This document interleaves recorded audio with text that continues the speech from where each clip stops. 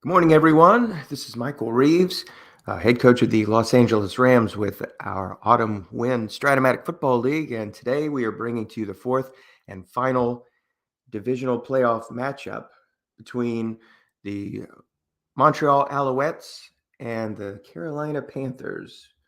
They've just thrown a number over just a moment ago, and so we're going to connect to this game momentarily. Let's grab that number here real quick. 11427.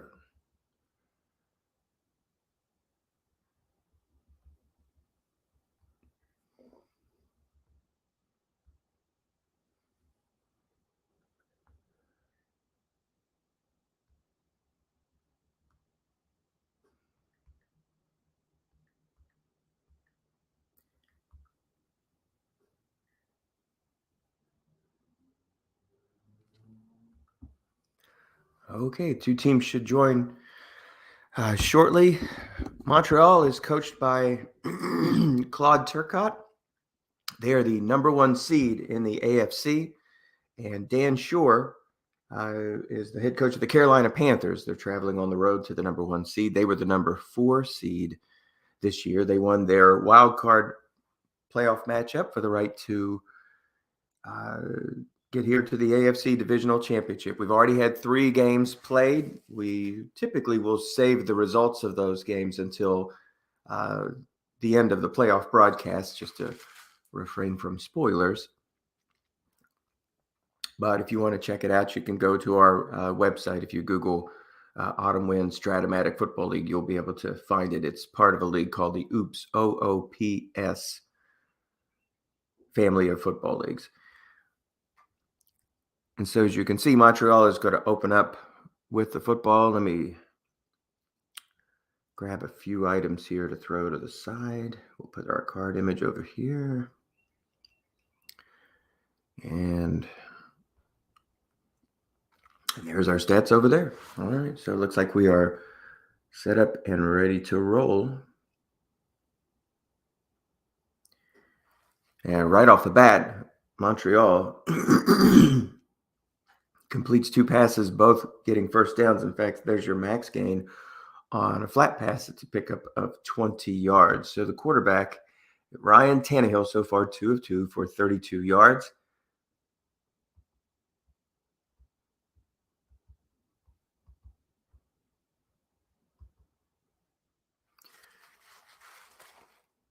And that pass goes completed to his running back, which is Williams. That's a pickup of 3.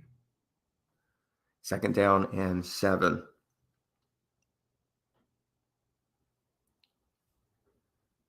And now Boston Scott, or Bo Scott, the Philadelphia Eagles real-life reserve running back, comes in. He's got a terrific card. All the Eagles had very good cards. Miles Sanders and Howard had a great card too. There's that's a pass gets wrong. It's a screen pass, and that's a pickup of 9. And it didn't take very long, but Montreal has made their way into Carolina territory, ball at the 31-yard line.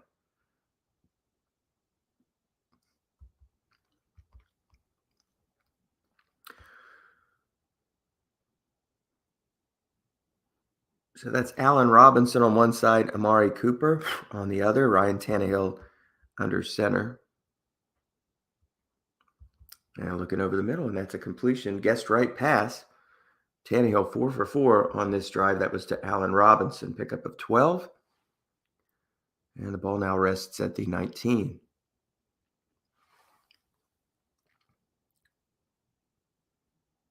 Montreal coming off an outstanding campaign, earning the number 1 seed here in the AFC.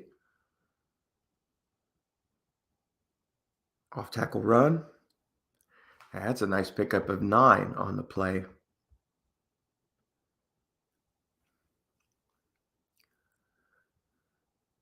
Excellent line there for Montreal, as you can see across 4, 6, 6, 5, and 6. And so reserve running back, who no longer is even in the league, Williams from Kansas City, can still come up with consistent gains if you get on that defensive card with such a terrific line. There's a short pass that's incomplete, 4 men in the zone, and now we have 3rd and 1. So Montreal's had a relatively easy time of it here on their first drive, but if Carolina can stop them here, perhaps they can hold them to a field goal.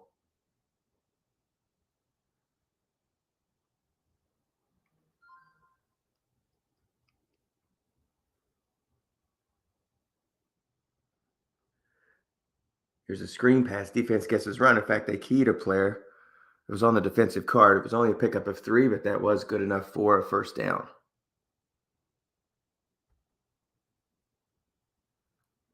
So now it's first down and goal to go.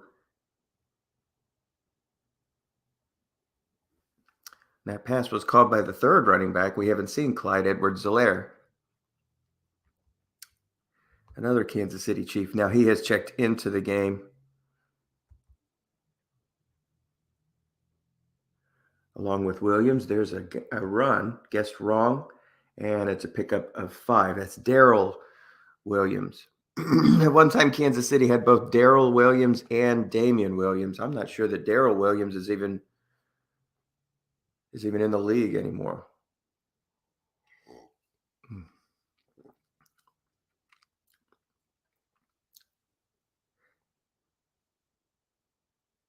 Here's an off-tackle run, and into the end zone goes Darrell Williams. So Montreal takes just over 5 minutes on their first drive of this contest, and they will take the lead 7-0 here, assuming they can put through this extra point.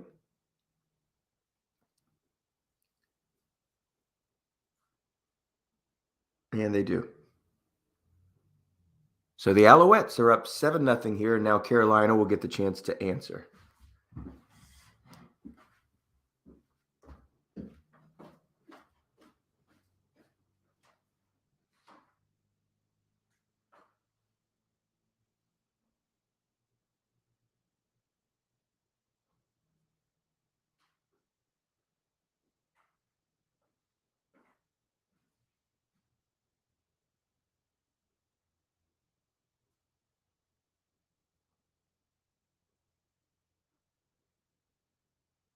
Oh gosh, I would love to go with them. I'm sorry, I've got another obligation. I bet you Leslie might consider it. Question mark. You have yourself? Question mark.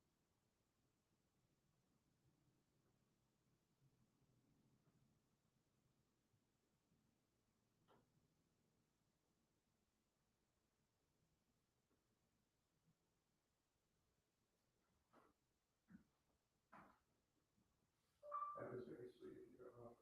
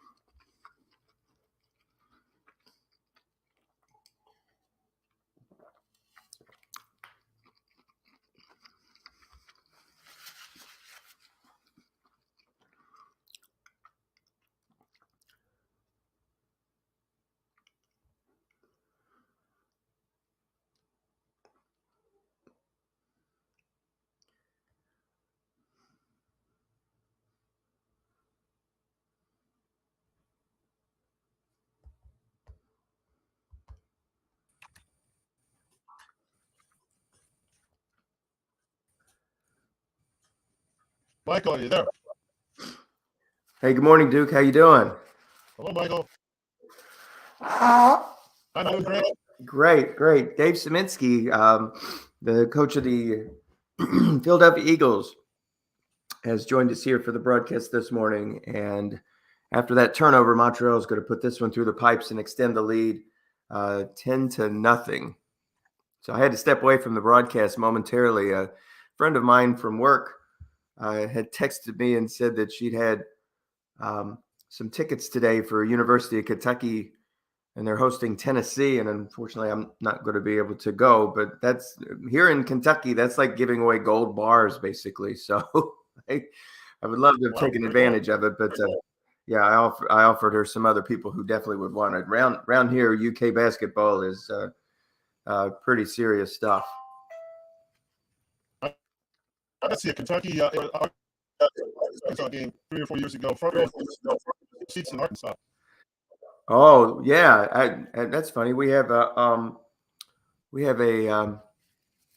physician who actually completed her training there at Arkansas and working to get another physician from Arkansas. We bring them in from all over the country. So, Duke, if you don't mind, I did step away for 2 minutes to answer that text message. I kept the broadcast silent. What was the turnover? It was a fumble. Either the first play from scrimmage or the kickoff return was a fumble, and so Claude took over right away at about the 21-yard line. Okay. And got a field goal to make it 10. There we go. Yep. So that'll seal it up here. So Carolina already with an uphill climb here as a 4 seed taking on a 1 on the road. Montreal had a bye in the first round, and the last thing that you need are turnovers.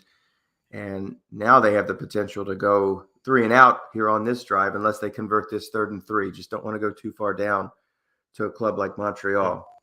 Kind of an important conversion, even though we're here in the first quarter. 6 minutes to go. Carolina trailing 10-0.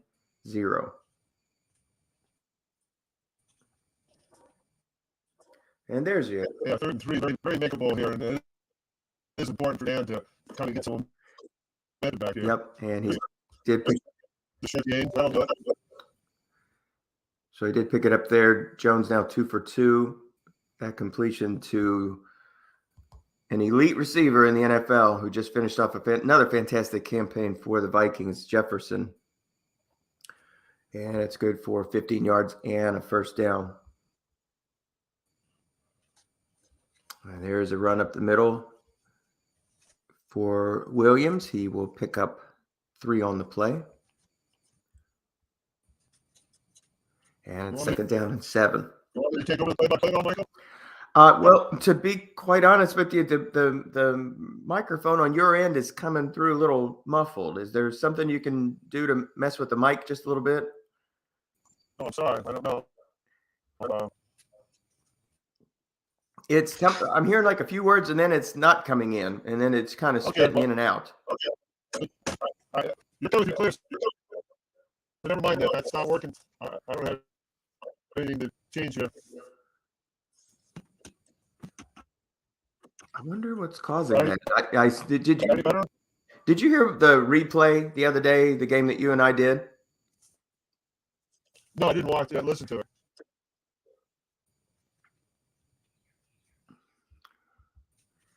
Did you hear me? Listen to it. What was that again, Duke? I didn't listen to the replay. Yeah, it's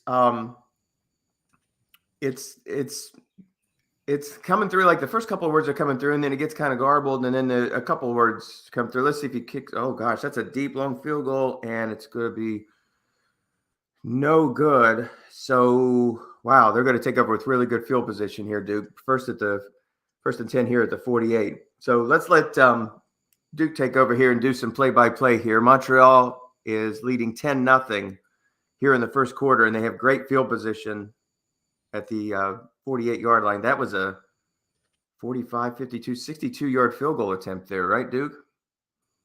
Yeah, 2 through 7, and just hit the 8, so it's really a bad start. Can you hear me okay? Now, is it coming through clear? It's still kind of jumbled, but keep going. It might correct itself. Okay, well, let me know if it's not coming through. You take over. It doesn't make much difference. But it's a fantastic matchup again.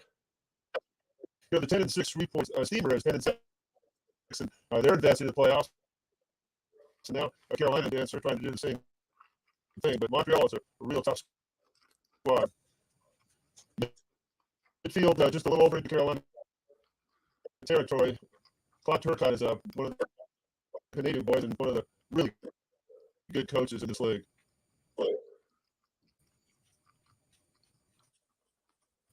Is it frozen at all, Michael? What was that? Is it frozen? It seems like they haven't done anything here for a few minutes. Yep, they did. The user dropped. Let me grab that number here real quick. We'll jump right back into it. Okay.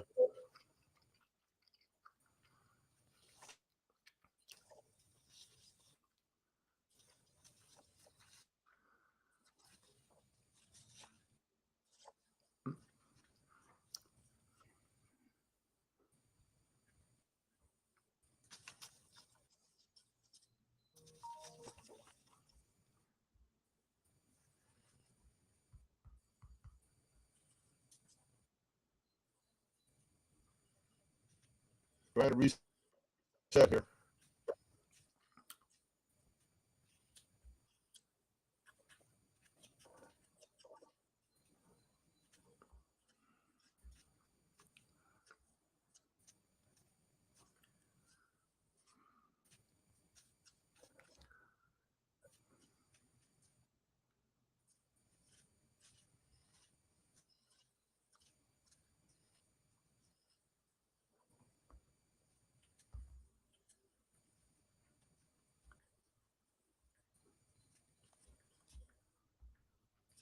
Michael Reed's handling all the technical things, trying to get our game back in. I'm Dave Savinsky along with Michael Reed, trying to give me some ongoing insight into the second round of the playoffs here. There we go. Okay, here they come now, down to the 1st and 10 for Montreal. They continue to drive. 3:18 to play in the first period.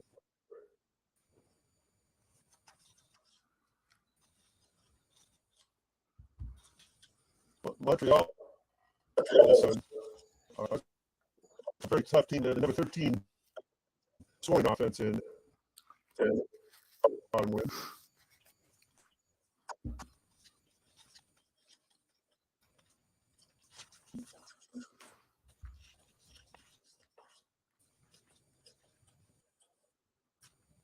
I don't see any movement, Mike, do you? What was that? I don't see any movement. Are they playing? Well,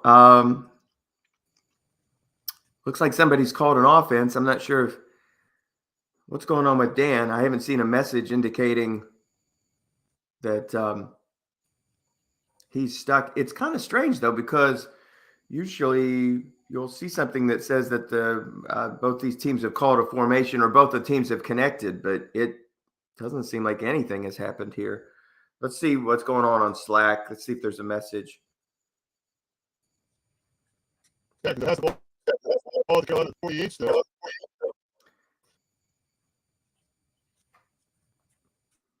Yeah, he threw out a good number here, 10-984, but it doesn't look like. Let me. I hate to interrupt them both here, but okay. Now we're seeing a message from. All right, so that number didn't work, so we'll put together another number.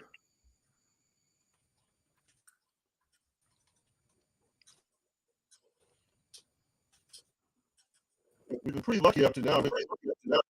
Recently in playoff games with not many crashes. Yeah. You always, as a spectator, have to keep that number at the ready, especially when there's a kickoff, a touchback. That seems to be the one that triggers it. But yeah, it's kind of unusual. Yeah, that was really a glitch last year. It didn't seem to be so bad this season. Yeah, now we got it back. I see both the coaches are calling plays now, so we're good to go. Okay, we're at 31-yard line. Montreal has 1st and 10. Darryl Williams, their running back. There's a nose tackle. It doesn't picks up 3 yards, 2nd and 7. Carolina 28. Montreal leading with a 10-0 lead. A minute and a half to play. First period.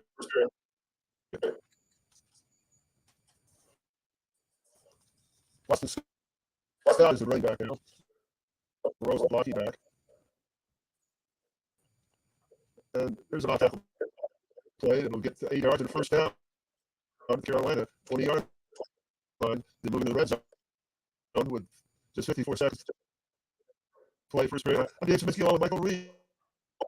We're trying to give you some insights into this round 2 playoff. Solid win. 2022-23 season. Amari Cooper split wide to the right, and Allen Robinson to the right, Cooper to the left. We could have a fumble. See who picks this up. Michael.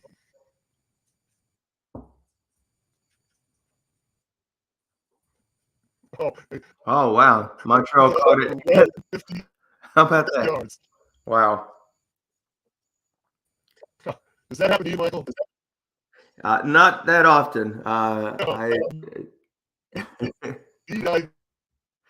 That's pretty cool. That is pretty cool.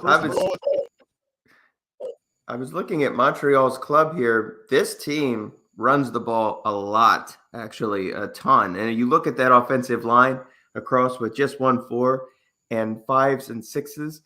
They have 3 running backs with over 100 carries, and Tannehill has 59 carries himself. So we're talking about 400 carries for the season. That's a lot. That is. In fact, Montreal's rushed the ball 454 times in the season and only passed 515. That's an unusual ratio.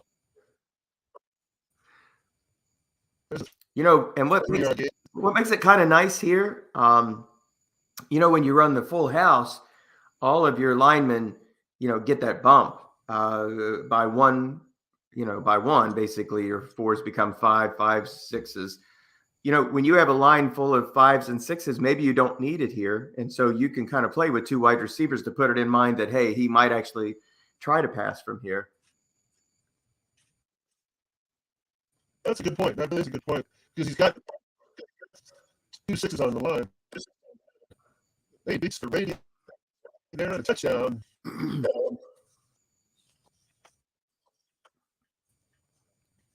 was that to? Dan Arnold, tight end, Dan Arnold. Oh. Yeah, I have him in the league. He's a good tight end.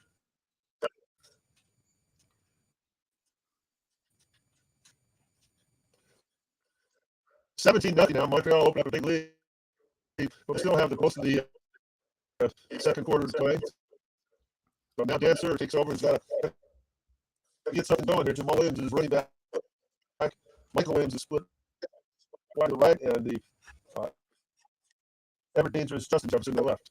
There's the 7-yard pickup off tackle. Williams at 7, 2nd and 3. Carolina moves out to the 2-yard line. Reynolds now running back.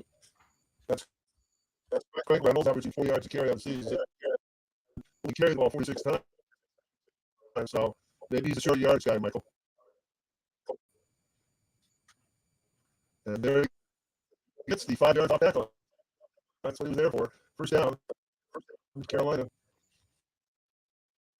Pretty amazing that Montreal has such a tough scoring defense, because just on the surface there, you look and their field is, relatively full of 4s on your front 7, and your back 4 have a 5 and have a 4 actually at one corner. Now, granted, they've got a 6 at free safety, but if you just looked at this team, it's not full, just flush with 5s and 6s. You wouldn't think it would be a club that would allow just around 16 points a game. That's pretty solid coaching performance there from Claude.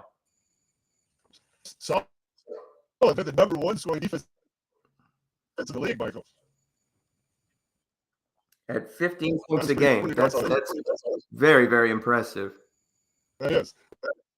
Well, that just amplifies what we're talking about. Coaching defense is you can coach defense with much better than you can offense without cards.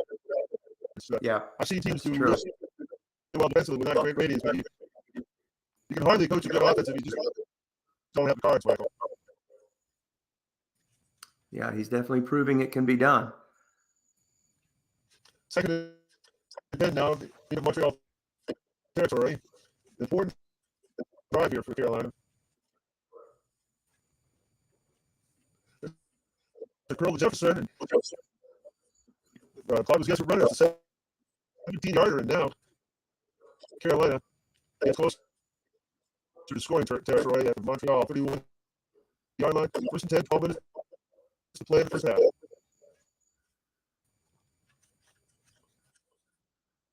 There's a quick out to Logan Thomas, but he doesn't beat the rating. Second and 10. Jamal Williams, the running back. Nick Williams went wide to the right. Flanker Jefferson on the left. Second and 10. Jamal Williams, the running back. There's a step to Logan Thomas. Now get 13 yards. As Carolina moves into the red zone.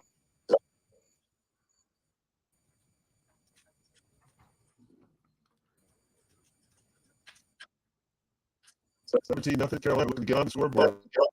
Here. Off tackle, Jamal Williams gets 8 big ones. Second and 2 at the 10-yard line. Here comes Reynolds to the game. They're short down. Blake Reynolds averaging 40 yards carry on the season.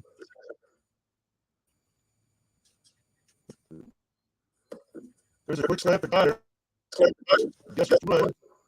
But it was incomplete. And that was a crucial 3rd and 2. It was a 10-yard line. Called by Claude. That was dangerous, but he's trying to stop this for just a field goal. 3rd down and 2. Jamal Williams back in the single setback.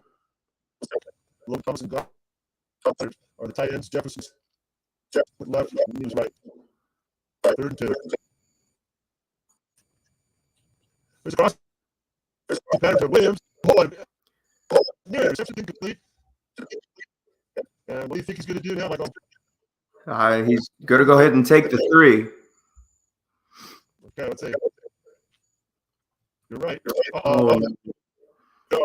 Tucker gets blocked. You're kidding me. Oh. You know, Dancer has got to think this is not going to be his day.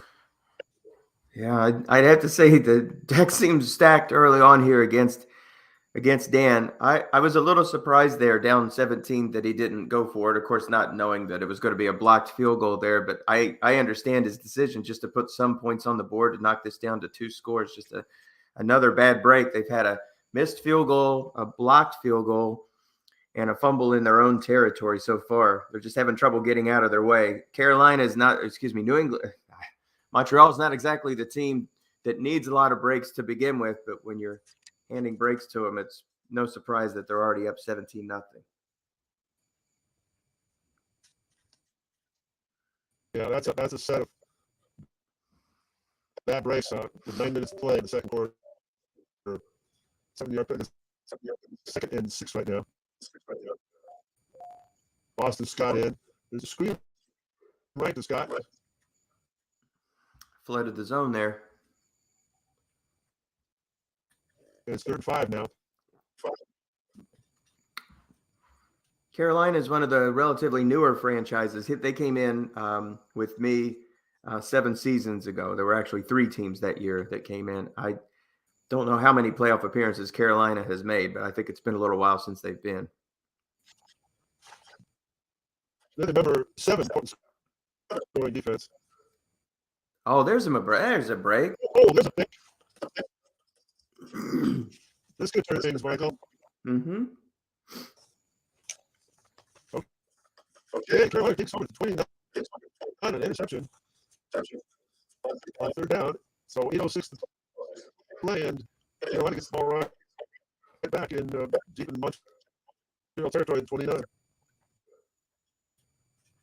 There's a quick slant to Goddard. Only gets 1. Thank you very much. You look at Tannehill's numbers this year for the season. He had 16 touchdowns against 17 interceptions. That's a quarterback line that you would see from like the early 60s or 70s. It's not the kind of line that you would see in the modern day NFL. Wow. That's 17 interceptions. There's a double team at 8 yards.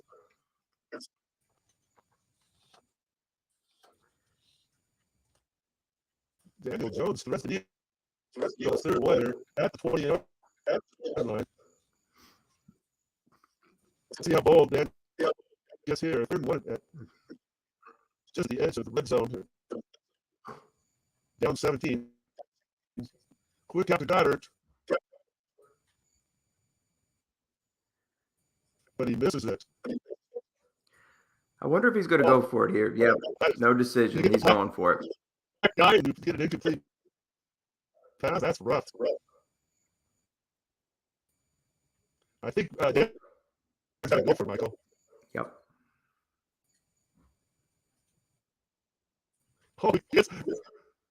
Daniel Jones gets the 1 yard. Big first down for Carolina. Hanging tough here with 6 minutes to go in the first half. Well, that was a big pickup. Mm-hmm.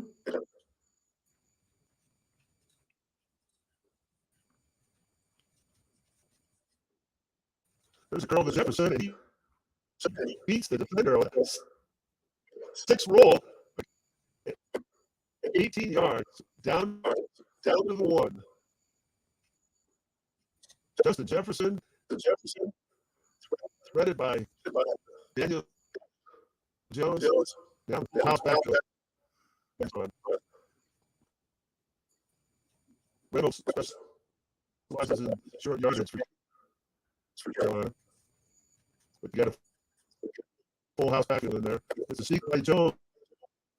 It's the fumble number at number game. Imperative if Carolina gets this one over.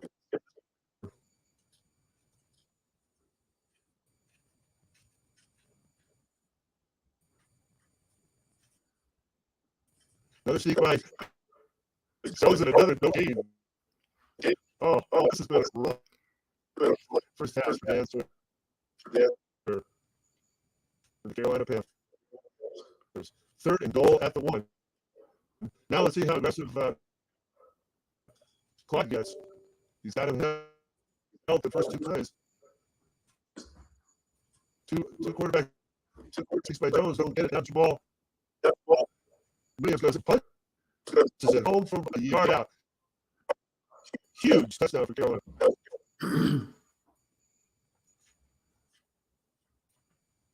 Kick is good. Now we have a 10-point game with 3:54 to play. First half.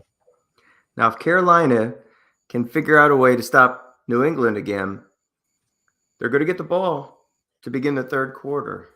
So anything they can do to hold this team off right now and just maintain this 17-7 would be great. So this is a very, very important defensive stand here for the Panthers. Very true. Boston Scott's back. Starts at the 25-yard line. Allen Robinson's flanker to the right. Mark Cooper to the left.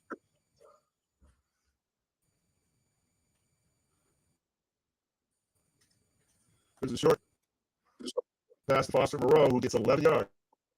Yes, right. Montreal would like to consume as much of this clock as he can and maybe put something on the board.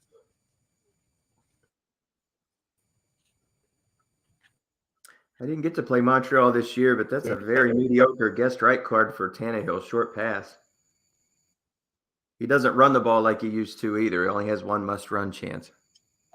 There's a end run with the dreaded 5, Michael. That's what Tom Cook called it.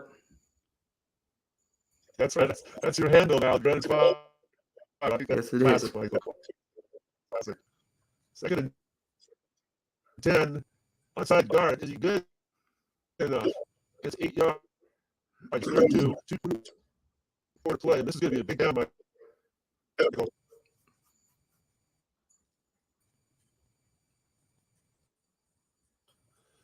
Solaire is in for the Alouettes. Single set. And there's a linebacker. That'll get the first down for Montreal.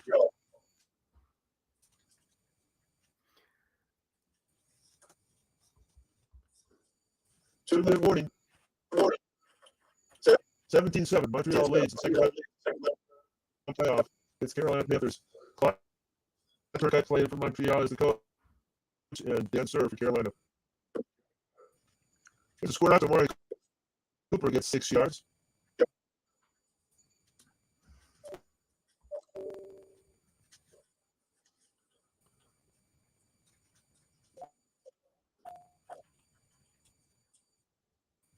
Why was that short gain only 6 yards, Michael? All right, what was that again?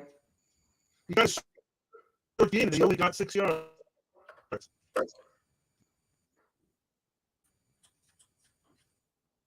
That's a good question. That's why I asked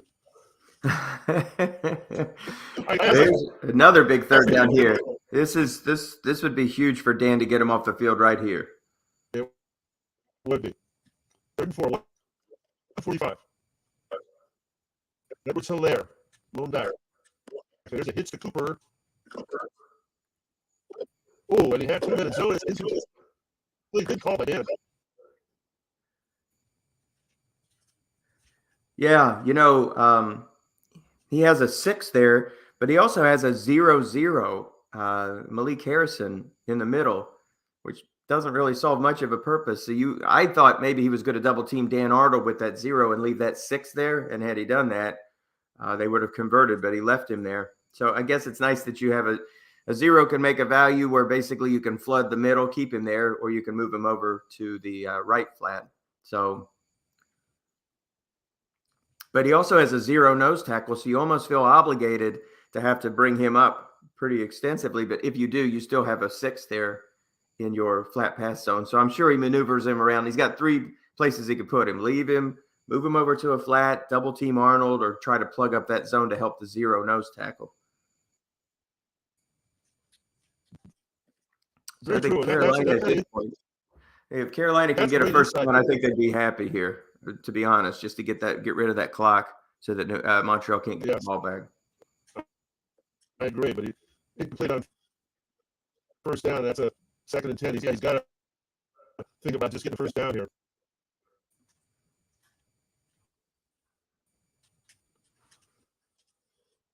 Jamal Williams, low back. Oh, wow. And there's a flat pass he played, and this is very problematic now. 3rd and 10 from the 5-yard line. Yeah.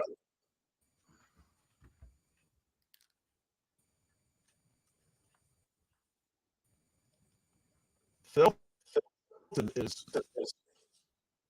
back there.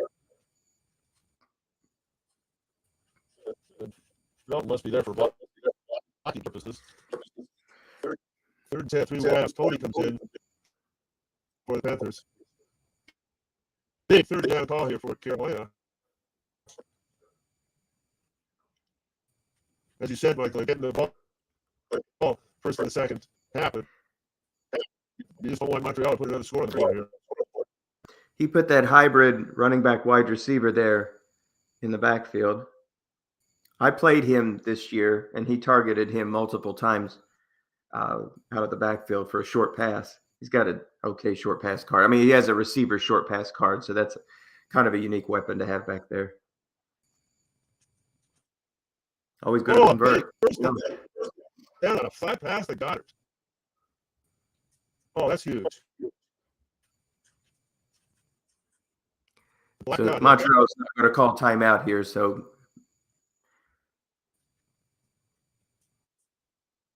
I think they're content to let their clock run out as well.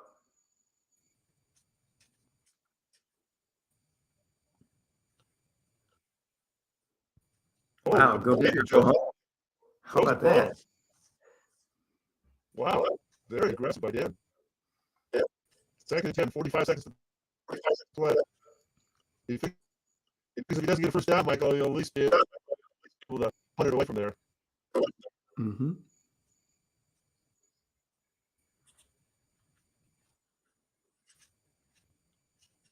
Yeah, he put his halfback back in, that wide receiver halfback combo back in there, so it looks like he's going to be throwing for it, and he does.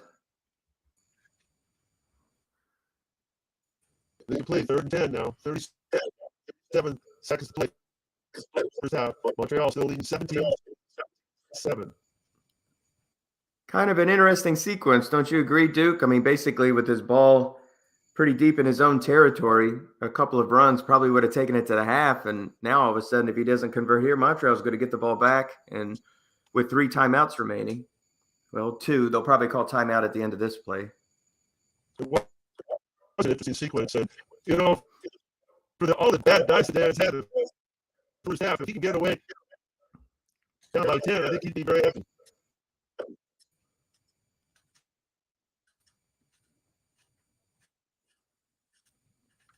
Nice time for a big 60-yard punt.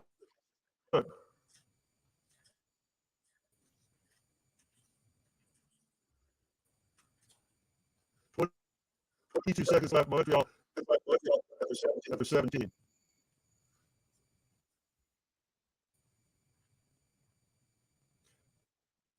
Tannehill takes the knee, and that's good. Pretty much end first half here. Yeah, had that punt not have been a great one, or maybe Montreal had gotten a return, I think they would have been a little bit more aggressive here.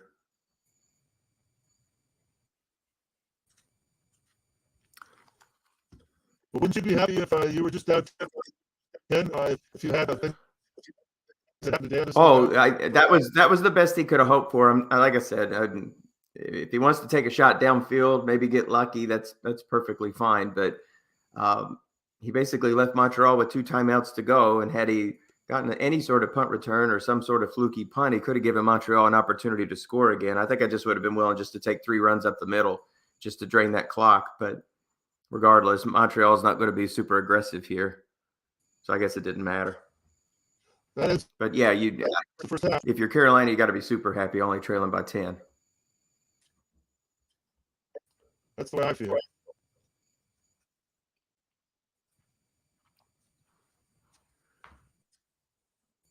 It's always interesting to see when the second half starts, if a team will kind of change their strategy. It looked like Montreal was methodical, and so was Carolina. I'm just interested to see if Carolina maybe opens it up a little more second half. What do you think? Mm-hmm. Well, this game would be a lot closer, but basically 10 of 17 points here for Montreal came from a turnover, inside the Panthers 30, and then a lengthy field goal attempt from Carolina. They tried one from the 45, so that would have been a 62-yard field goal. So the ball was planted at the 48, so Montreal immediately took over in Carolina Panther territory. They got a field goal from that. Other than that, this has been pretty even. Montreal has only had 1 sustained drive, and that was right at the kickoff. It was the opening kickoff. They drove it down the field and scored. But it would be a lot tighter had it not been for some a missed long field goal and a fumble. So this game would be much, much closer. But Carolina can make up for it right here with a nice drive to begin the third quarter. Can you read us off a few stats out to the first half, Michael? Sure. Let's grab the box score here real quick. Let's grab the quarterback stats first. Daniel Jones, 10 of 15 for 104 yards. No touchdowns. I don't believe he threw an interception. Ryan Tannehill did throw an interception. He does have 1 touchdown, 11 of 16 for 93 yards. Jamal Williams, 6 carries for 32 yards and a score. The leading running back for Montreal is Darrell Williams, 6 carries for 30 yards, and he has a touchdown reception as well. Nobody really standing out from the wide receivers perspective. So we'll go ahead right back into it. Yep, here we go. Starting off second half. You brought up a really interesting stat in the first half. So that's 17 interceptions. Tannehill on these 16 touchdowns. That is a horrible stat line for Montreal. There's a must run for 7 yards for Daniel Jones. Well, I think this is another situation, Duke, where a team has found success without having a great signal caller under center. And we've seen some quarterbacks here. Sam Darnold, for example, one of our clubs led Sam Darnold. Sam Darnold led one of our clubs into the playoffs here, and again, another mediocre card. Very true. I mean, Sam Darnold in the playoffs, that was remarkable to see. There was a sack. Makes it 3rd and 8 now. Carolina's luck doesn't seem to get any better. 3rd and 8 for the 27. Kind of another big first down. It's a big, Michael. Hey, Oh, there's your big pick. Big fell and he gets 42 yards. You said he Peppered you, or he threw it against you a lot during the year, right? Yep. Fell. Wow. Big play all the way to the Montreal 31 yard on 1st and 10. Big play. White dice 6 on that play. So that would have been good pretty much for anybody except the guy that he double teamed.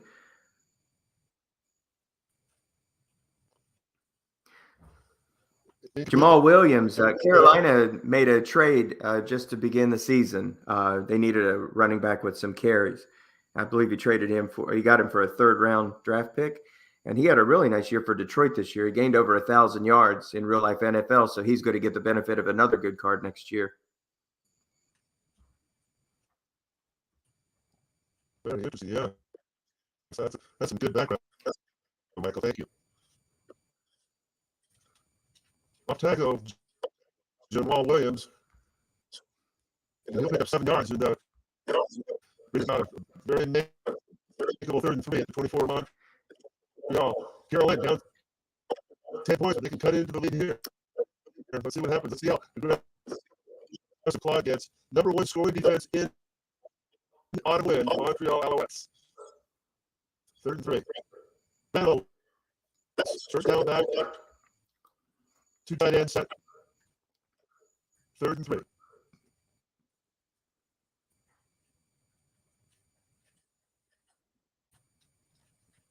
Four three defense for Montreal. Reynolds the back. Jefferson Williams split out wide. How aggressive is Carolina did. There's off. Reynolds gets right. It's a fumble.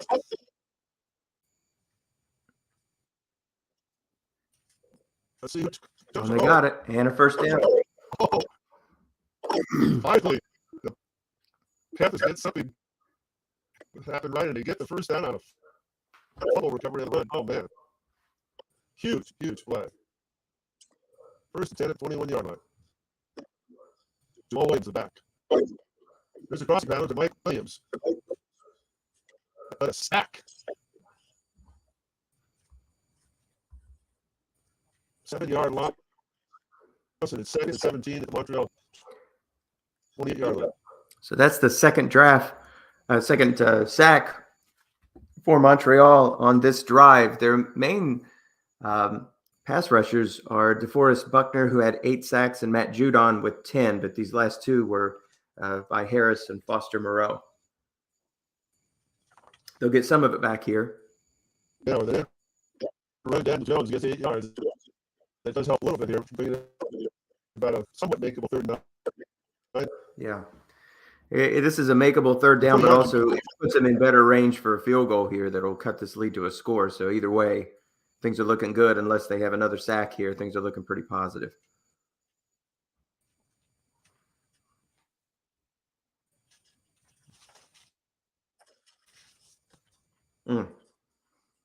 That's your pass. If they drop incomplete, looks like we're going to have a field goal try here. And it's good. Tucker finally gets one. And we have a 1-score game, Michael. Yeah, it's not often that you Look at Justin Tucker having a shoddy performance so far, but he's able to put that one through. So I didn't see who his kicker was, so now it makes sense that they would have tried it from so far out. If I remember correctly, in their first game, playoff game, I'll have to look at the box score.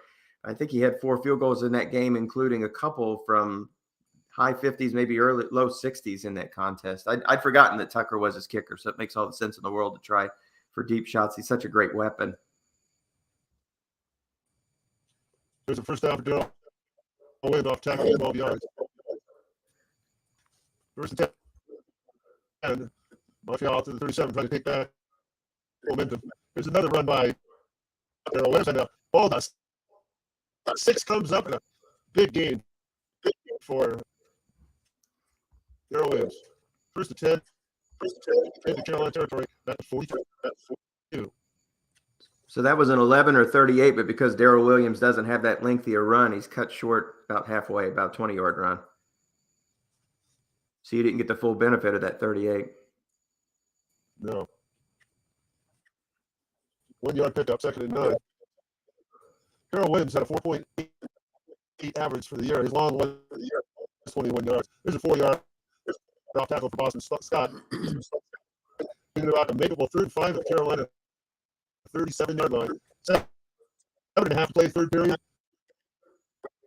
Round 2, autumn win playoffs. Montreal Alouettes versus Carolina Panthers. Darrell Williams is back, and there's a flat pass for 5 yards to Amari Cooper to get the first down. Just got the 5 yards, Michael. This is a nice answer. Again, a nice answer here for Montreal. Good first drive here. Yeah. They're taking back some of the momentum. Yeah. Crossing better down, Robinson gets 11 yards out of the 21, and Montreal on the move again. Defense guessed run there, so Tannehill's short pass card looks a whole lot better. There's a button hook to Darrell Williams. That'll get 6 yards. Into red zone territory with 2nd and 4, Carolina 15. Edward Solaire now comes in for the Alouettes.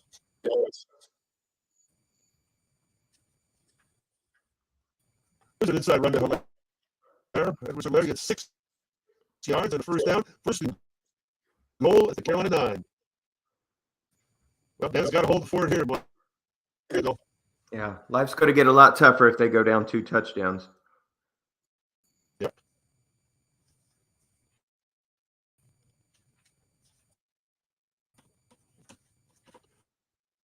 Full house backfield for the Alouettes. Boston Scott, Edward Solaire, Moreau, fullback. There's an inside run by Solaire. Picks up 5 yards to the 4. 2nd and goal at 4. Now, Carolina and Dancer needs to really hold on here tight. Yeah, this gets kind of messy here because not only do you have a 0 nose tackle, but your inside linebackers also aren't great against the run. So it almost makes sense to just do automatic up the middle. It's almost going to force Dan to consider having to key some of these running backs. Yeah, that does look weak in the middle there, doesn't it? For Carolina. Mm-hmm.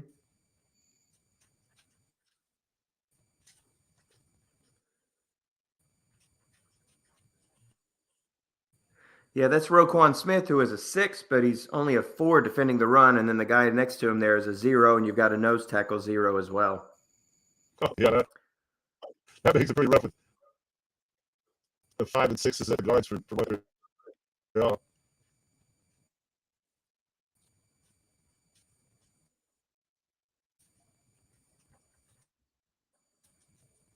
There's an inside run again for Hilaire, and the guard is going to be good enough there, and he just plows up the middle for a score.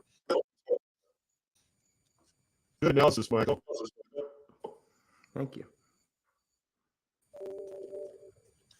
Carolina was the number 7 scoring defense in the kick block here. That can be significant. Something went by for Carolina. 23-10 now as Montreal kicks off with 4.5 play in the third period. And we just had a game crash. Yeah, they seem to be doing nothing on the kickoffs, don't they? Yep, you're right. Actually, I bet that's exactly what happened. So that should be easy. We just use the same old number to get back in. Strat-o-matic would somehow fix that glitch, or somebody would notify him that that's going on.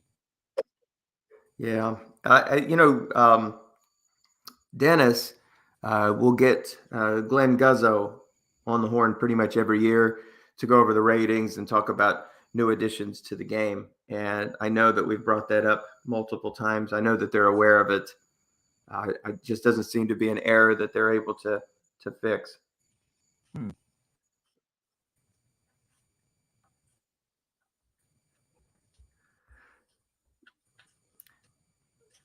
if you think about it, it seems to only occur for those of us who are watching the game. So it's not like a huge error. It probably only affects just a very small amount in the community. So probably not exactly a priority to fix. Oh, that's true. That would not be a high priority. That's a very good point. But we take over here. It's 3rd and 5 for Carolina. 30. So another big third down play. Wow, go big or go home there. How about that call? That's a bold call. Now it looks like Carolina's going to be back on defense, try to hold things tight. And a bad punt. Only 36 yards by Rodriguez. Montreal's going to take over the 29-yard line with 2:24 play the third, leading 23-10. Let's see if Montreal gets conservative, tries to grind out some block. They could pretty much eat up this third period. They hold the ball a little bit.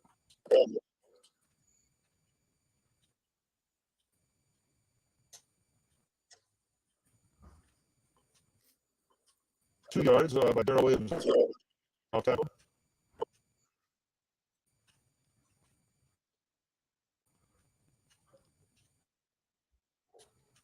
Yeah, when you see that weakness up the gut and around the left hand, you'd think that this would be. There's another off tackle loss after 4 yards.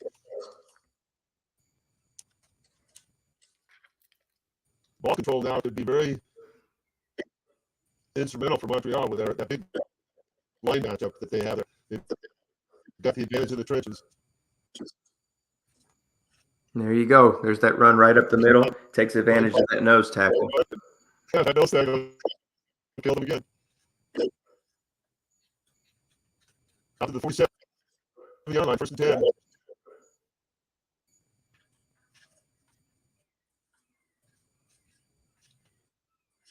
And there's another. Oh man, it just grinded out, and there goes the third period. He did just eat away that. And 2nd and 1 in Carolina territory at the 44. Might have just hit the line again, Michael. I don't see any reason to deviate. And 1 yard down, makes the play.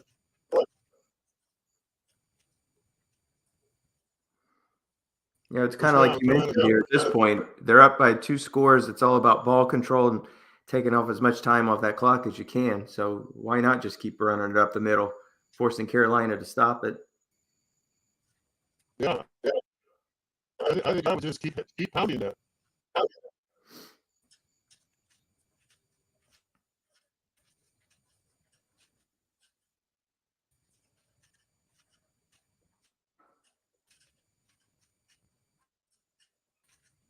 There's 4 yards for Boston Scott. 3rd and 3. The Carolina 36. And the beat goes on. Yeah, Carolina has a poor run defense rating to begin with. So, you look at that 6 on the outside and you think it's going to help, but the numbers just didn't provide the ability to even come up to an average. There's Edwards. So, It's 5 yards. This is a steamroller. mm-hmm.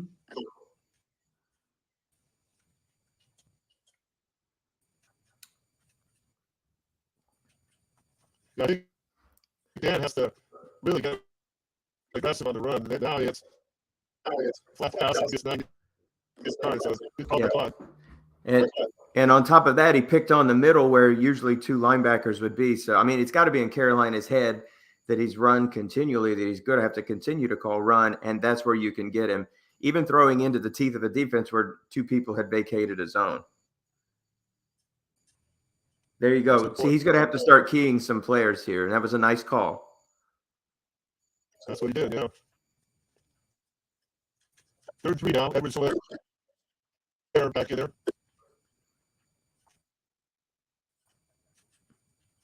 Might as well run it again. But he goes with the button hook for 9 yards. Good call by Claude. First down at the 15 now.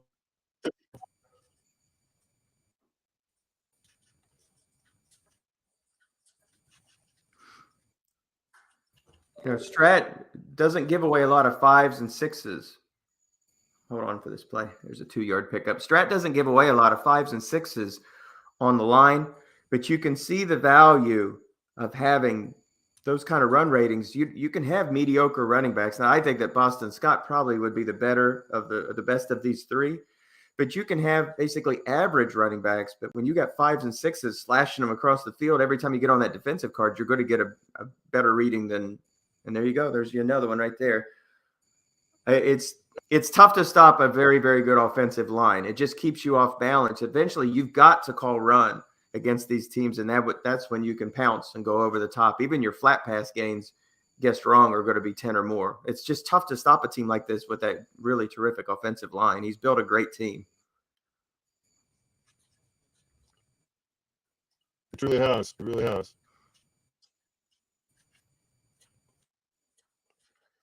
Well, the bracket came up, the end run, put it in the end zone. He's going for 2 now.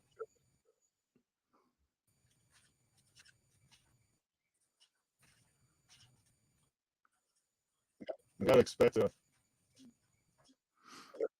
run, but he could pass it off tackle Williams. But he doesn't get it. And the score of 29-10, Montreal.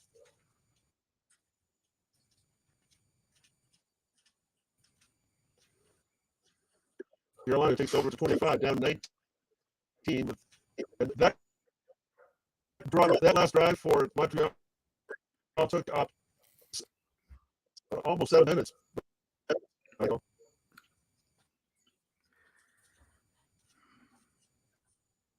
8-yard pickups, 2nd and 2.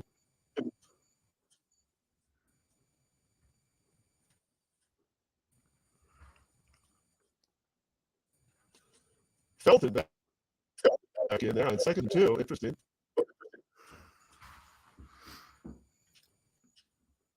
Quick out the gutter.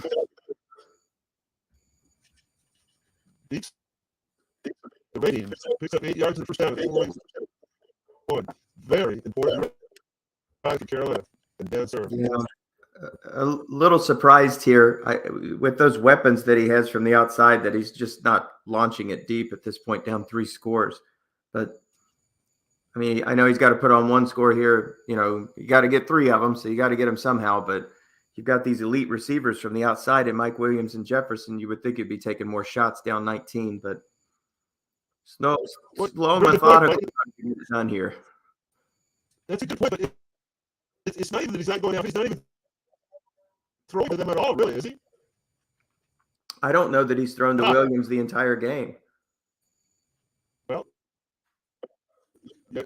from your mouth to God's ears, and incomplete pass on a bomb to Jefferson, so he went for it that time. I'll tell you this though, This club, look at those weapons that he has. And now, I mean, the game's not over, but it's effectively over. Down 3 scores. He's going to have a rough time coming back unless something crazy happens. But I'll tell you, look, Carolina is a team on the rise. Look at all those weapons that they have. And Jones is going to have a far better card next year, plus Williams there with a 1,000-yard gainer. This club is going to be very difficult offensively to stop next year. They just make a few trades, and I think they're going to be right back in the playoffs. But to me, it looks like they kind of run into a buzzsaw here in the Alouettes. Alouettes are going to be a tough out for anybody. Well, that's a good observation, Michael. That is a good-looking team. I never thought about that. Yeah, they're just going to need some help defensively. They're just going to need to make some moves next year for sure to shore up this defense. So, yards, 2nd and 3 at the Montreal 29.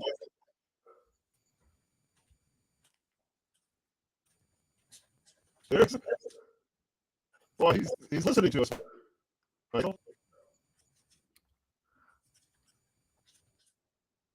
That's a bold call, 2nd and 3 to throw the bomb.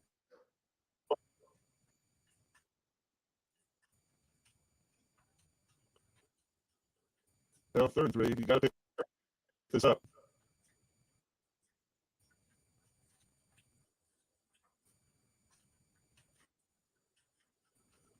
Oh, quick out! The guy gets the long gain on the black dice. Get home. Big play for Carolina. Yeah. Huge. Should go for 2 here. I'll get a win 11.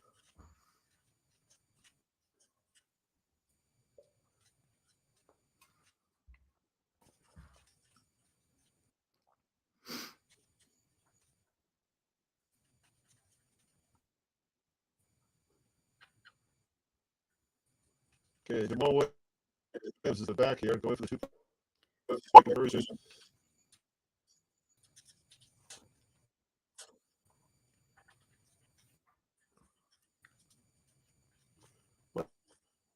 I'm going to throw a short pass to Jefferson here.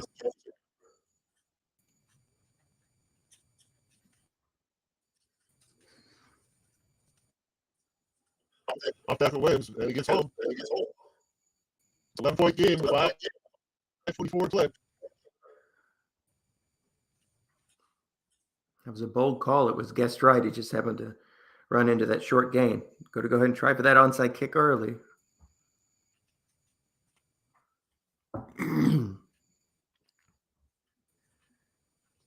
So Carolina desperately needs a 3 and out here. They sure do. It's at the Carolina 44, so you got to feel that Claude could grind out first down here. That would pretty much eat up a lot of the clock. There's an off tackle for 40 yards.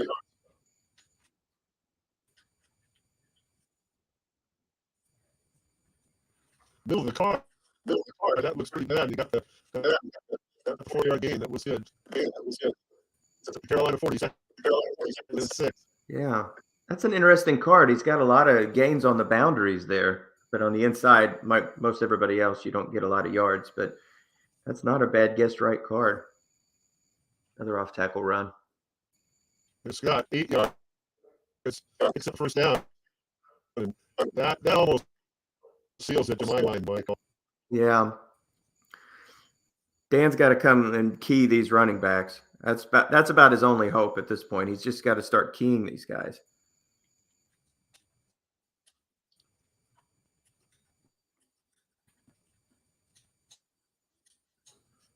Well, I think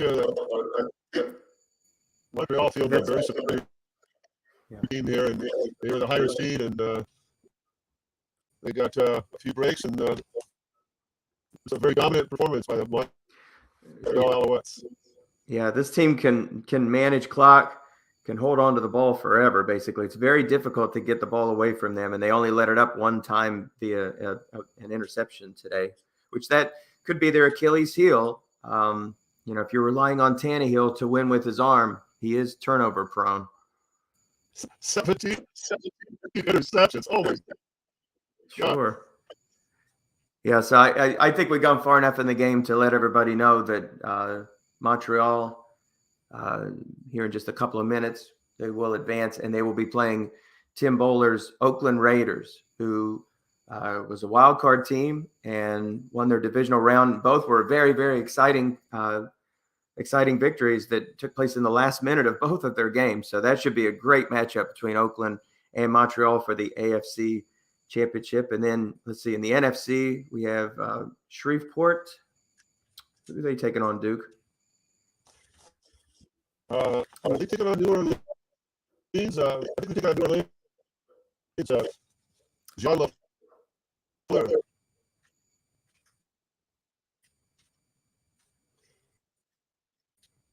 Yeah, but yeah, Tim and Claude are superior coaches, so that's going to be a good matchup.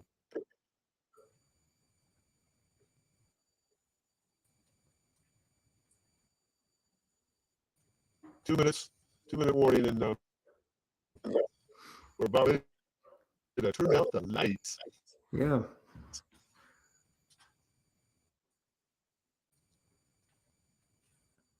So we could have a potential Canadian versus Canadian matchup in the Uber Bowl. Most certainly. That's a good point. The Canadian boys playing good this season. There's a field goal by Prater.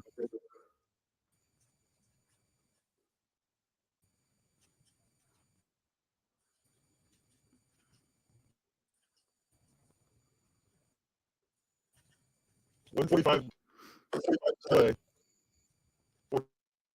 14-point, 2-touchdown lead for Montreal. Carolina has one timeout to go.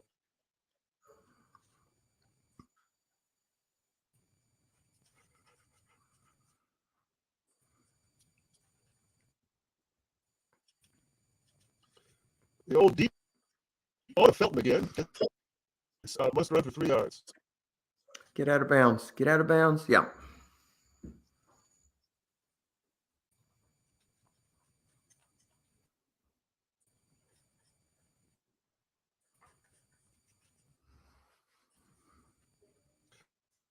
How's your team looking for next year, Michael? Well, well, after this play. Oh gosh, there you go. Let's see who got him this time. That was their third sack, and that was Judon, who had 10 sacks on the year for Montreal. I don't know. We'll see. I think my secondary is going to be really good next year. I know that Marlon Humphrey had a way better season. I've got Diggs back there along with Poyer. They're pretty solid. Cameron Sutton had a nice year for Pittsburgh. I think defensively we're going to be fine. Offensively, we just need some weapons. We don't really have any game-breaking wide receivers. And J.K. Dobbins came back and had a nice card, but I think he barely had over 100 carries, so I'm going to have a little bit of help there because I lost Javonte Williams to injury for Denver. So every team, it's a 30-team league. The talent is spread thin. Every team's going to have injuries and has to decide, are you going for it this year? Are you going to make some trades to improve your club? Or you go to draft one of the two. And I think with Mahomes under center, we'll make some more trades next year to make this team even better and try to improve on our 8-8 record. Well, we look forward to seeing you in the playoffs next. I hope so. I hope so. That's going to do it. Montreal will take 3 knees, and this game is going to be over with. So I think a dominating performance today from Montreal. It's going to give Oakland a lot to think about. Certainly need to figure out how to stop this powerful offensive line and the interior running today, I think, was the story for Montreal. Yeah, and the matchup was for Carolina. When you identified that weakness in the center of their line that really cost them. It just puts you in a bad spot. Dan's in a really bad spot because at that point you almost have to sell out for the run and you become, super vulnerable. And they've got, the nice thing about it is for Carolina, they've got a very nice secondary. You look at their boundary corners and they're very good, but you could just basically just pick on, the flats constantly. you're forced to bring people up basically, and so that leaves one in each one of those flats, and so you can pick on that. They're going to be a tough out. That's going to be some hard work there for Tim Bowler. It's going to be an uphill climb for sure, but Tim has been able to navigate two very difficult games here for the playoffs. If there's anybody who can use his head and try to figure out a strategy that's going to be able to stop. He played me early on in a game that basically he won on a last-second field goal, but he upset Joe Golden and the number 2 seed. So if there's a giant killer, it could be Tim Bowler, no doubt. Really a good coach. Very good coach. That should be an excellent matchup. And of course, we've got Rick Byrons, who is a number 6 seed for the Shreveport Steamer, who will be taking on Gene LaFleur. I believe the Saints were a number 2 seed this year.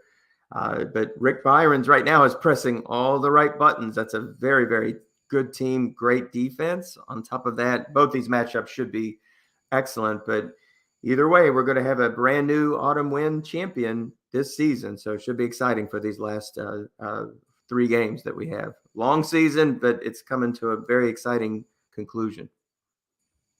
Well, you held out video with these broadcasts, Michael. It's been a lot of fun. I wonder if now Claude has come and talked to us every once in a while. I don't recall ever talking to Dan. I'll just throw a note out there real quick and see if anybody wants to join us, and if not, we'll close it out. Hi, Duke and I are in the studio. If either of you want to join us post game, feel free. Yeah, that'd be nice. I don't think I've met any of the Canadian boys, and I've never seen Dan Sir. It'd be nice if they could come on. Yeah, I think last year during the playoffs, Claude Turcotte came on after a game. He just happened to be just a random guy that was hanging out in the studio, and I brought him on board, and it was fun. He's a very, very nice person. We can look at the stats here that would be cool. Before they come back. So let's look at Carolina. Daniel Jones finished off with 15 for 31 for 192 yards. He threw 1 touchdown, 0 interceptions. Tannehill, look at that, an efficient 17 of 22. That's terrific. 1 touchdown and 1 interception that led to a Carolina touchdown. Jamal Williams, 11 carries for 66 yards. He averaged 5 per carry this year in the league, and he finished off with 6 yards per carry in this game. He scored a touchdown. 3-headed monster, which is what we've seen all year for Montreal. And again, no surprise today, 15 carries, 11 carries, and 8 carries from their running backs. 92 yards for Darrell Williams, the Kansas City Chief castoff, and another 56 for Boston Scott, and 40 yards. And you look at that average per carry, again, 6.1, 5.1, and 5 yards per carry. That's just so difficult to stop for any defense when you're getting 5 a play pretty much with every one of your rushes. Leading receiver, Dallas Goedert, 82 yards. Of course, he had that big 29-yard pass, flat pass for a touchdown. Pretty quiet there for the rest of the receivers. Jefferson, the all-world receiver for the real-life Minnesota Vikings, had 55 yards. And Mike Williams, no catches. No catches for Mike Williams, the LA Charger. Darrell Williams also turned out to be the leading receiver for Montreal. They kept it pretty close to the vest, just a lot of flat passes, as you can see on the per-catch average, not really much from anybody there. We'll go down here to the bottom. Carolina did wind up mustering 1 sack. That was J.C. Jackson, and Matthew Judon had a sack. They were able to get to Carolina 4 times, so that was pretty big in this contest as well. So we will close this down. We'll see if anybody's in the studio, and if not, Duke, I think we can wrap things up.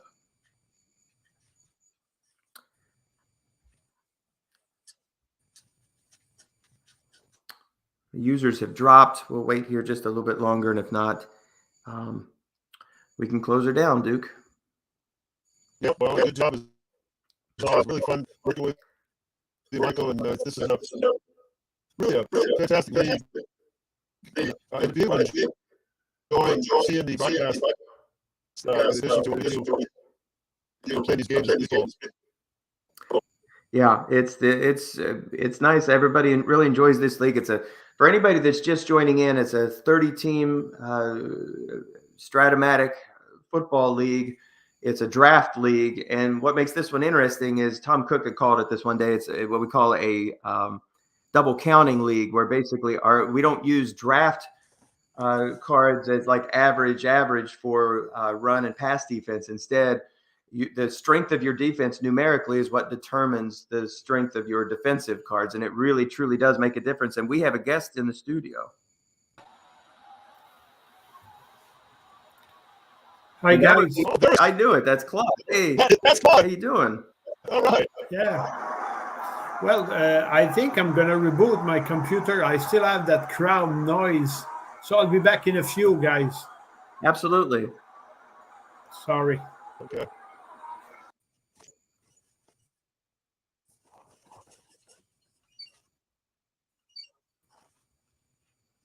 Well, that's good.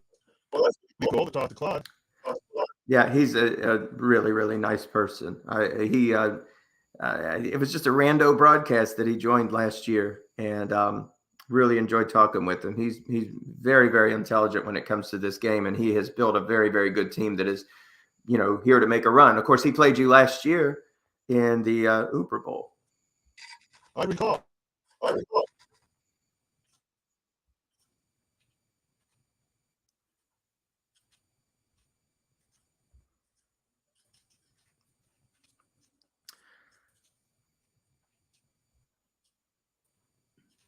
So we'll wait for Claude to join us here.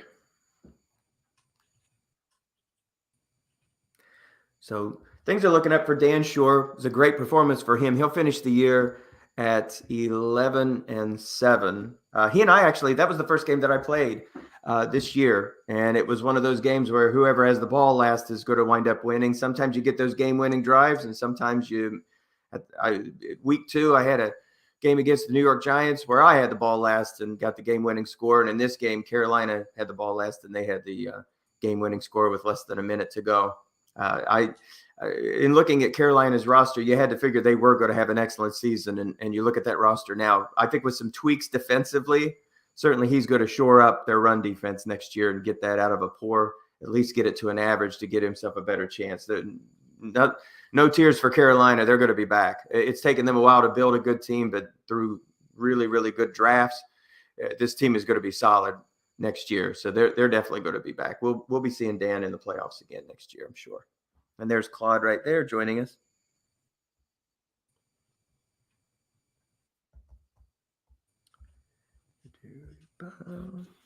There we go. Okay. Claude, congratulations. Thank you. You're lagging, Duke. I'm always lagging. Pay your bills. Claude, congratulations. It's obvious you built a team that is made for ground and pound. A really solid offensive line. Between the tackles, this team is very, very difficult to stop. More than 400 carries this year. And I think you probably saw maybe a little bit of vulnerability there with Carolina between the tackles, with a 0 nose tackle and a couple of linebackers that have 0 and 4 at run. Was that kind of the strategy we're looking for today? Well, nose tackle on the 3-4 is a big liability. Yes. You always need to get some support from your linebackers. And the linebackers were kind of, except one, except for Roquan Smith, they are pretty below average at best, like mine as well. So mine are not great, but it's a 4-3 with a great tackle and the Bunkner Forest. So yes, I think that's the biggest problem of Carolina. And of course, all those lucky dice roll I got. Mm-hmm. Not all chances are being equal. If you're making stats and say, oh, the chances are divided evenly, well, a turnover at the very start of the game makes a big difference, because it's an uphill battle when you get those rolls against you. Yes, that's right. Well, and Carolina had some nice boundary corners, actually. I think they had a pretty good strong safety as well. I believe their free safety wasn't great. But when you have a team that can just basically ground and pound, I think you kind of force the other team to either start calling runs, and now you've got vulnerabilities in the flats where you can get those 10 yards per catch, or you can the way his alignment was, basically you've got that zero, so you've got that vulnerability up the middle, so he's almost forced it at some point to even start keying on that running back. So yours is not an offense that looks for chunk plays 30, 40, 50 yards, and so you don't have to worry about the corners and the safeties. All you're doing is just basically picking on the 7 up front. Yeah, well, that's where he might have strength about his corner. So if he's taking a 2-score advance, it might be pretty tough too. Yes, that's right. And he has Brian Burns, which bring a lot of pass pressure on the line. So you would be in trouble if you let them lead by 10 points or more. So, but I'm surprised. I'm there. My forecast from the start of the year, I'm not making as detailed as yours, but I was expecting being 10-6 and probably get out at the wild card game. Those were my expectations because I don't see my offense like being great. Tannehill sucks, and wrong is just okay, but that's fine when you're able to get wrong sometimes. But yeah, all is about the defense. Yeah. And so that's why I was expecting a 10-6 season. Right. But you've got a good run defense. You've got a good pass defense. And you have a couple of guys who can bring pressure in Judon and Buckner. So you pretty much have the 3 things that you need: the ability to, stifle a run, the ability to kind of slow down the pass. Neither one of them are excellent, but you've also got the pass rush to go with it too. So I think some of it explains why you've got such a good defense, but still to have such an elite number, only allowing 15 points a game, that's very, very impressive. So you're obviously pushing all the right buttons this season. Yeah, but I don't feel my defense is as good as Jean Lafleur's one. In fact, you have that good. He is, but I barely get those good qualifications. So that means I've got plenty of 4 compared to him, which has plenty of 6, which is kind of good, really good. I have a 4 good. I would say. Yeah, there's differences in good and good, but we've noticed too, Tannehill's numbers. Wow, golly, he has a quarterback slash line that looks like a quarterback from the early 70s with more interceptions than touchdowns. So to me, it's really impressive to get this far, 1 game away from repeating an opportunity to win an Super Bowl with a quarterback that is super mediocre this season. And I agree with you. He is terrible, but I think you're playing him to his strengths, basically. Everything is predicated on the run and getting the defense to call run on that one time that's going to get a good completion on Tannehill. Everybody's guessed wrong short pass card is relatively good. But I think you basically concentrate a lot of your offense on, all right, buddy, stop the run. Even if you're going to call run, I've got a great offensive line that more often than not is going to get yards for my running backs. And then you're going to basically sprinkle in that pass just to keep them honest. Yeah, and it was easier to play that game because I early took a 2 or 3 score lead. Right. So, and then you just need to go on defense to bend and not break. Correct. So that's easier than to be obligated to force a play by keying in compromise other zones. Right. So, I think any coach is, happy to have a 17-point lead. It's nice to play from ahead. It beats the alternative, that's for sure. Yes, and if you're saying, "Oh, this guy is great, making great calls," but it's easier when you lead to make those big calls, great calls, because is forced to drop the ball deep. So, Yeah. Yeah. so that's easier. So that's why I'm saying how luck is not being equal. Right. And I don't think Tannehill's the kind of quarterback you want with 2 scores down. I understand exactly what you're saying. yes, exactly. And unless I have a home run hitter in some running backs, which I Correct. don't have either. No, you don't. That's exactly right. It's a very methodical offense. And so that's why that first drive was so important for you. Now, granted, you had a short field to get that second touchdown, but that first drive, you could do no wrong. And once you're up by 7 and you get that extra touchdown at 14, then of course Tucker, who could blame him for going for a kick, even if it was, from 60 yards out. The week before he hit 4 kicks, and I believe 3 of them were from 50 plus. He's just such a weapon. But when you're up by 17, you don't want to say it this way, but you're kind of on cruise control at this point. Now it's like, okay, we're going to just control this offense. We're going to knock some clock off of here. And as long as we don't make, some turnovers, and obviously Tannehill did on that little flat pass that gave him his first score. But other than that, everything was pretty methodical down the stretch. You just went to script, just take time off. And even on those runs that were guessed right, you were still gaining yards because you have such a strong offensive line. Yeah, well, that really helps. That's why.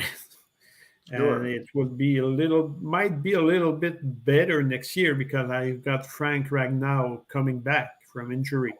My goodness gracious. Do you know how hard it is to build a line this strong in a 30 team? Well, obviously you do because you have that team, but imagine being able to build that strong a line where, Strat is very stingy, giving out 5s and 6s on the offensive line. It's not what it used to be. So in a 30-team league, you've made that a point of emphasis, and I think it has a lot to do with your success these last several seasons. Yeah, well, I guess people are just a little bit reluctant to spend an early pick on a lineman. That's right. So that's what helps us people which are drafting at the end of the rounds, because normally everybody is rushing for quarterback, quarterbacks, or great linebackers such as Micah Parsons. And that's obvious. I would take those guys in the top 5, obviously. But linemen, I think, if I remember well, I ever seen that being picked in top 10? Just 10. I remember Joe Thomas from Cleveland being picked by Mark. But after that, it started against around 10th to 20, but not that much. Seems That's to be right. kind of the places people are rushing on the running backs. Well, and the thing about running backs is you pick them and you just hold your breath that they're not going to be injured. Yet maybe you can get a little bit more consistency with your linemen. And fortunately for you, they've been able to stay healthy. Now you're going to be playing Oakland here for the AFC Championship. Have you had the opportunity to match up with Tim this year? Yes, he beat me up at my very first game. He spoiled Drew Brees' party. So game plan is go to the church, make some prayers, and wish all the good rolls. Well, he's a hot team right now. Has been able to pull off some wins here in the last minute of 2 of his contests, basically. So yeah, we have some hot clubs here, and of course Shreveport's making a great run at a 6th seed in the NFC. So I think we've got some exciting matchups coming up. But Tim is a terrific coach. I think this is going to be an excellent matchup for both of you, and it should be an exciting contest. Yeah, well, you were naming the other day the top 3 coach in your opinion, but I think Tim Bowyer has not to be shy, not have been named there, because I think you've been forgetting him. Yeah, I think that's a very, very real assessment. The guy knows what he's doing, and he doesn't have an all-star team either, not by any stretch. There are clubs who are basically built to win, but this is a club that, right now they're peaking in the playoffs. That's exactly the time that you want to be doing it. He's pressing all the right buttons. That was a very, very difficult win on the road against Joe Golden, who has a great club at 12-4. And that's another coach too, who basically took a team that, if you look on paper, they don't look as dominating as 12-4. I remember my early projections, no offense, I don't mean to upset anybody with these projections. I just basically look at the numbers, and you don't really take into account, coaching expertise. That you've got a guy like Dennis Crowley who didn't have a roster nearly as strong as his other seasons and still winds up going 8-8, just barely missed the playoffs. I think Joe Golden's roster could have been worse and still winds up with a 12-4 record. But I think all along, I felt like your defense especially was going to be solid. I didn't think that you would have this strong a running performance. But again, this is a club that is basically built to take that lead early and hold on to that lead. So I think it's going to be a tough matchup for Tim. I think you've got a real good shot here at this AFC title game. But I guess we'll just have to wait to see when we kick it off here in about a week or so. Well, every win is kind of unweighted. I mean, I really told you, and sincerely, I saw myself as a 10-6 team with a wild card appearance only. Those were my expectation, and I wanted. I don't like to go on those forum like now to talk about me or my team, but I do it because, Michael, I think you deserve a great applause from the whole league to make this interesting. You do a great job, and I really appreciate it. And that's why I just wanted to show up a little bit just for that, because you deserve a big thumbs up. That's very kind. I told Duke, he's joined me for the last few. He's been basically calling the broadcasts here because he has those wonderful tones, basically, and he has the experience, and he's been doing a lot of play-by-play here lately. But I said that last year during one of the broadcasts, you joined me for a contest, and I never had the chance to meet with you. And I told him, I said, he's a very stand-up guy. He's super nice, and I hope that he'll join us. I'm really tickled that you came on board with us, and hopefully now Tim, after the game, he'll definitely talk. So please try, if you can, when you play Tim, to join us after that broadcast as well. We'd love to have a chance to speak with you again. Well, it all depends sometimes about the family stuff right after the game, right? Well, put them in frame. We'd like to meet them as well. So, oh, my wife doesn't speak a single word in English. Well, we also could learn a thing or two from that. Hey, Duke. I don't know. She speaks football as well. I think the only player she recognized at the Super Bowl was called Rihanna. Oh, okay. Hey, and we did notice there's a real possibility here that we could see a all-Canadian final here, correct? Yes, it is. But, Tim won't be a walk in the park for me. No. I'm pretty confident for Jean, but, it's all in the wrist. It's up. Rolling those dice. So, absolutely. Hey, Duke, I didn't mean to talk over top of you. Anything you want to add here and talk to Claude? Well, I want to congratulate Claude because the testimony to your defense, Claude, is the fact that you are the number one scoring defense in the league. And when I look at those ratings there, it had to be coaching because that wasn't a dominant array of ratings in it. You coached a great defensive game, Claude. Okay, Michael, I missed maybe half what Dave said. Can you please repeat for me? Because if I'm losing one of two syllables, English being my second language, it's pretty tough to figure out. Sorry, Dave. He was really impressed that you had a great scoring defense this year. You called a great defensive game today. He was very, very pleased with the defensive game that you called. Thanks a lot. Claude, you're the number one scoring defense in autumn win, and that has to be your coaching. It might be also an easier schedule. Might be the fact I've been lucky early in the game, so it's easier. So I don't know. I see a few other teams having better defense than mine. But a better defense can. Let's say if a good coach has a great defense but had three pick six against him. It changed the stats, Oh, absolutely. because it's pretty close between, if you're looking at the 2, 3, 4 top teams, it's pretty close in numbers. So I see myself as a good defense, not a great one. I was blessed that they gave Jordan the defensive end rating instead of just outside linebacker. Absolutely. That's a great point. That's just putting a player there and just forgetting about him for the rest of the game. You know you're going to have that pass rush, and you don't have to worry about the vulnerabilities of having to rush him and losing out on coverage or a zero-man zone. That's a real break.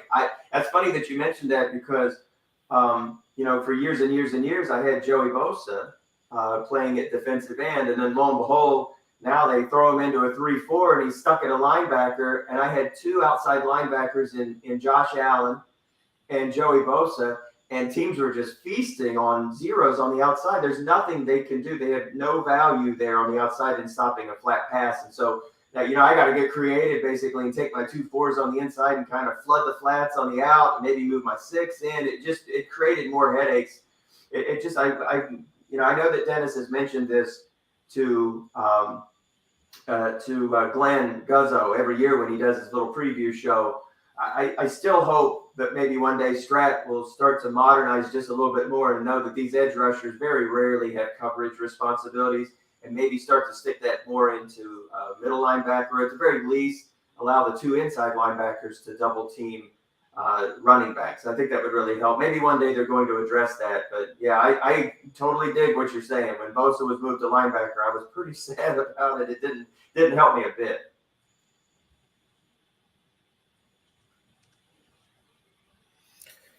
Yeah. But what could make it more complicated to build the defense here? It's all the coaches' movement in the NFL. A 3-4 translates to a 4-3, so your defensive end, if it goes from 3-4 to 4-3, your defensive end might be a defensive tackle now. Mm-hmm. And if your outside linebacker might be a defensive end, or the other way around. So that's tough sometimes to predict. It is. I agree, but no, I'm sure that you were really happy that he got that defensive end reading. So that's a great thing. This is going to be an exciting matchup. I'm sure you'll let us know when you come up with the day and time that you'll be meeting up with Tim, and we'll be back to certainly broadcast it. And thank you for the kind words. We appreciate it. I really enjoy this. This is my favorite of all the Strat-o-matic leagues, and I'm glad that we're able to put all of these on broadcast so we can watch them and we can extend this hobby. If it weren't for broadcasts like this that Tom Cook put together years ago, I wouldn't be playing this game. It's only because I got a chance to see this on video that I jumped back into this hobby, and maybe over time more people will get a chance to watch these videos and jump into this hobby that we all really enjoy.